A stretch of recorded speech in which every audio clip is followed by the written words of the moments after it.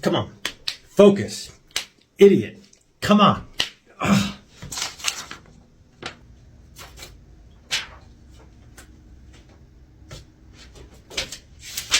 No study guide? No study guide, no study guide.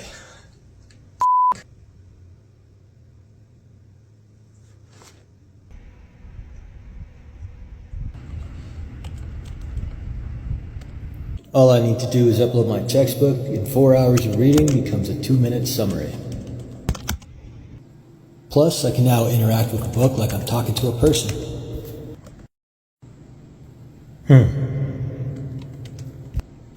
Here's an ADHD tip while I cook an egg. Bracket your unproductive time. Cutting out all your unproductive behaviors isn't realistic and, believe it or not even the healthiest option. Even something like video games, when in moderation, can be good for reducing stress and fostering relaxation. The problem for us ADHDers is that little word, moderation. Here's a technique you can try. It's called bracketing. Don't avoid unproductive behaviors. Welcome them, but before you start playing video games, scrolling, watching videos, allot yourself a reasonable amount of time for the activity. If I take out my phone to scroll, I'll pause, open the bracket, allot time. 5 minutes isn't going to wreck my day. Let's go. 5 minutes later, get off my phone, close the bracket. For those of us with ADHD, self-monitoring is an impaired executive function. This technique allows us to temporarily support that function. Brackets for everything. Give it a shot. Okay, I'll be honest with you. I did have one casualty egg. Still gotta eat it. All adults with ADHD should get a trampoline. Exercise helps improve ADHD symptoms. It has a similar effect on the brain to ADHD medication. Exercise also sets off a chain of other helpful behaviors. When you exercise, you tend to drink more water, eat better, and get better sleep, which all subsequently improve your symptoms. I know you know this, and I know that knowing this will likely not do anything for a lot of people, because one of the trademark growing punches of ADHD is knowing how to help ourselves, but not knowing actually how to get ourselves to do it. You know, like exercising, getting consistently motivated to do it always feels like an impossible task. But that's when you approach exercise as exercise, like going to the gym to run on the treadmill, which sucks and it makes my knees hurt. Or even going for a walk, which doesn't suck, but I certainly wouldn't classify it as fun enough to go out of my way to actually do it. There are so many fun forms of exercise. I like shooting hoops out front and longboarding. Now, both of those things require some skill, which is part of what makes them fun, but could also be a barrier for somebody who doesn't already have those skills. But jumping on a trampoline doesn't require any skill. It's just fun for everyone. And it's good exercise. But as adults, we don't jump on trampolines and we don't go out of our way to get them because we're adults. But that's a stupid reason not to do it, especially if it's good for us. And especially if it's something that could legitimately help manage your ADHD symptoms. So find your trampoline. By the way, I'm currently working on a program to help you manage your executive functioning challenges, and I need your help to make it perfect. I have a survey linked from my website, and if you fill it out, as a thank you, I will give you early access and a special discount as soon as it's ready. So the other day I posted a skit about an app called Audio Diary, but wanted to do a follow-up video because I think the app is great and I don't think I did a good job of hitting all the features. And yes, this is a sponsored post because I don't want the FTC to ruin my life, but my sentiments here are all honest. So the app is a journal that you speak to and it uses AI to interact with you. And I know AI is a trigger word for a lot of people, but the bottom line is it's really good at understanding what you're saying so it can create follow-up prompts. And what's really nice about that is in subsequent sessions, it'll follow up with you on things that you talked about in previous sessions. I just noticed there's a hair on my shirt. I'm a big proponent of journaling, but for ADHDers, it's often tough to get yourself to actually do it. And even if you do it, the chances of you going back and reviewing what you wrote are even slimmer. So you're leaving a lot of usefulness of the action on the table. This app not only minimizes the roadblocks preventing you from journaling, but it automatically reviews with you the stuff that you previously journaled. I'm always looking for stuff that shortcuts around executive functioning intensive work, and this does that really well. So once again, the app is called Audio Diary, and you can check the reviews yourself. People love it. They're also a really young company, but their app is solid, and their founders are really nice, and I'm really hoping they succeed. We need a budget. Yeah. Oh, I pulled some chicken last night. I was just gonna... It's already 7. Chinese sound good? We need to cook this chicken tonight. Never mind. God damn it. That was Mexican sound. Forgot to bring a check with me. Okay. It'll be a $30 processing fee on the card. Are you serious? Yeah, that's why we always say bring the check. I couldn't remember if we had garlic powder. We do? But I signed up for the free trial. That was 8 months ago? I just wanted to see about getting those late fees reversed. All of them. He's laughing at me. If it's up here, it won't be for long. You might think it will be, but it won't. Hey man, hey, did you fill out that paperwork I asked you to do? Nope. Oh, dude, that was really important. Sorry, I forgot.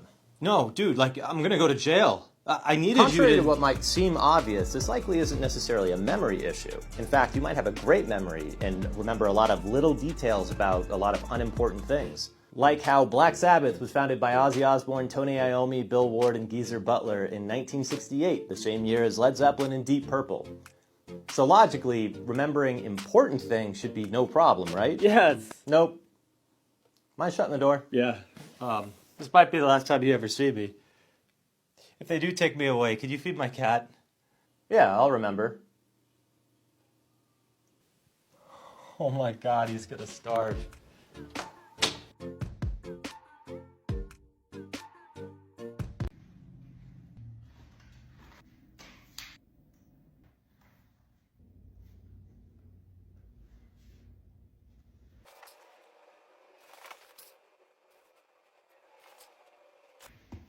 No way. No way. Oh, God. I need to shower. There's a better way. The Muse S Athena is like a real-time attention coach strapped to your head, showing you exactly when your mind drifts and nudging you back on track. It trains your brain to recognize focus, recover faster, and slowly rebuild the muscles behind your attention span. This right here is why I think everyone should aspire to become an influencer. Because when you become an influencer, like me, you can afford to buy fake money. Imagine you're trying to solve a math problem on a tiny little piece of paper, but you fill up the front and the back, so to keep going, you need to erase your previous work. But then you realize that you made a mistake. So you try to go back, but you erased where the error had happened. So you either have to give up on it or start over. You're in a group of people and someone says, I'll give the first person to shout $1 million. So you shout. And then the person who made the proposal finishes their sentence. I'll give $1 million to the first person to shout after I say go. And if you shout before I say go, we're all gonna roll our eyes and make you feel like an idiot. You're building a house of cards, and right before you add the very last card, someone says to you, hey, I need you to stack these cups over here right now. And you're like, just hold on 1 second. And then they say, no, do it right now. So you go over there to stack the cups, but then someone else says, hey, come over here and organize these blocks for me right now. So now you're just standing there, unsure of what to do next. Then eventually you decide to just go back to your cards. Hey, but as you sit down, you bump the table and knock them all over. Yesterday, yesterday I launched the ADHD Superhero Blueprint, and the response has been, guys, come on, see, no one? I'm just kidding. The response has been awesome. Let me tell you why I made this thing. I've been doing this ADHD social media thing for a while, and the main purpose is to spread awareness. I also work professionally one-on-one with people as an executive functioning coach. I created this product to bridge those two worlds and provide more support to more people. If you like the way I present information on my social medias, but crave more substance than I'm able to provide in short form delivery, I think you're gonna love this product. Go check it out. Link is where you'd expect it to be. And don't wait too long because this price won't last forever. Hope to see you there. Things people with ADHD have a hard time explaining. Part 27. All right, we're getting a head start. Shirt, shorts, undies, a sock. Guess I should find the other one.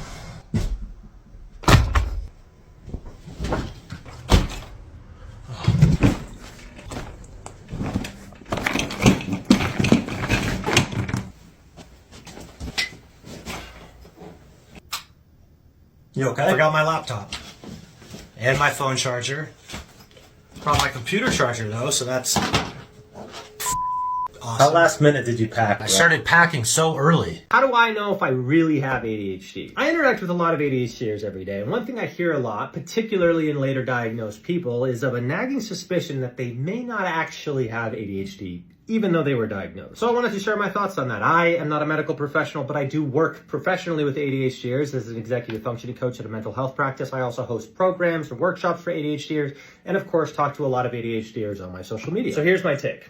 One of my takes. A person with ADHD and a person without ADHD both have the mental capacity to get from point A to point B. This arrow represents some problem solving that needs to happen, and they're both smart enough to do it. Now, to actually get from point A to point B, you need to start the task, you need to remain focused on the task until you complete it, and before you even start the task, you need to prioritize it relative to everything else that you have going on in your life. A person without ADHD is able to reliably do all of that and get from point A to point B when they need to. A person with ADHD wants to get from point A to point B, but often fails, often being the operative word, to get there, or expends a ton of mental energy to get there because of a breakdown with prioritizing, starting, or staying focused. Again, it's not at all a matter of not being smart enough. It's not a matter of being lazy. Automatic functions that should be firing aren't, and that prevents you from getting to point A to point B reliably. It creates a discrepancy between wanting to do something and actually doing something. If that sounds like you, that certainly supports the idea that your diagnosis may be correct.